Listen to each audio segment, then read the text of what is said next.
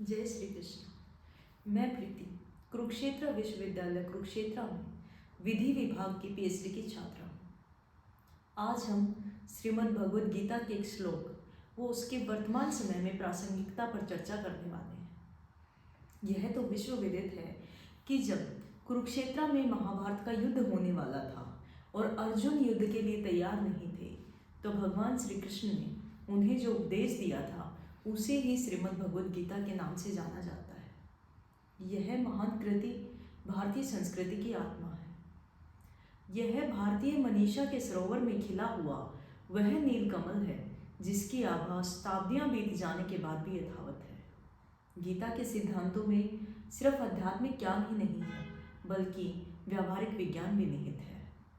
श्रीमद् भगवद गीता के अध्ययन ने बहुत से महान व्यक्तियों के चरित्र निर्माण में मदद की, जिनमें महात्मा गांधी जी, स्वामी विवेकानंद जी और यहाँ तक कि अल्बर्ट आइंस्टीन भी शामिल हैं।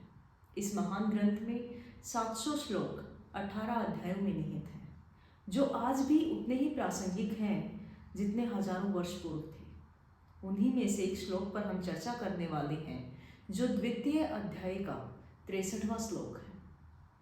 क्रोधाद भवति सम्मोह, सम्मोहात् स्मृति विभ्रमण, स्मृति भ्रंशात् बुद्धिनाशो, बुद्धिनाशात् प्रणश्यति। अर्थात क्रोध करने से व्यक्ति में अत्यंत मूढ़ भाव पैदा हो जाता है और उसी मूढ़ भाव से स्मृति में भ्रम पैदा होता है। स्मृति भ्रमित होने से बुद्धि नष्ट हो जाती है और बुद्धि का नाश होने से प्राणी की स्थिति गिरती चली जाती है।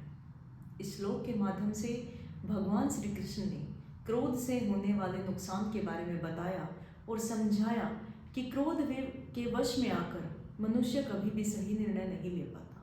उसकी तर्क शक्ति खत्म हो जाती है, उसकी बुद्धि भ्रष्ट हो जाती है। इसलिए मनुष्य को चाहिए कि वह संयम से और तटस्थ दिमाग से कोई भी निर्णय ले। 1 दशक की पढ़ाई विधि विभाग में संपूर्ण करने के बाद मैं स्वयं भी इसी निष्कर्ष पर पहुंची हूँ कि वर्तमान समय में हो रहे गंभीर व दिल दहलाने वाले अपराधों के पीछे काम, क्रोध व मोह जैसे विकारों की प्रबलता होती है और उन्हीं से उत्प्रेरित होकर मनुष्य गलत रास्ते पर निकल पड़ता है। गलत कार्यों में संलिप्त होकर संपूर्ण जीवन का विनाश कर लेता है। बहुत से आपराधिक मामलों में ये देखा जाता है कि अपराध से चंद लम्हे बीतने के बाद ही अपराधी स्वयं यह स्वीकार कर लेता है कि उस काम को करते समय वह गुस्से के आवेश में ये भी नहीं जान पाया कि वह क्या कर रहा है। और ज्ञात रहे कि विश्व की किसी भी कानून व्यवस्था में क्रोध के आवेश में किए गए कार्य पूर्णतः क्षम्य नहीं है। इन सभी समस्याओं का समाधान श्रीमद् भगवद गीता के अध्ययन में निहित है। इसलिए श्रीमद् भगवद गीता का नियमित रूप से पठन पाठन व ध्यानपूर्वक श्रवण करें।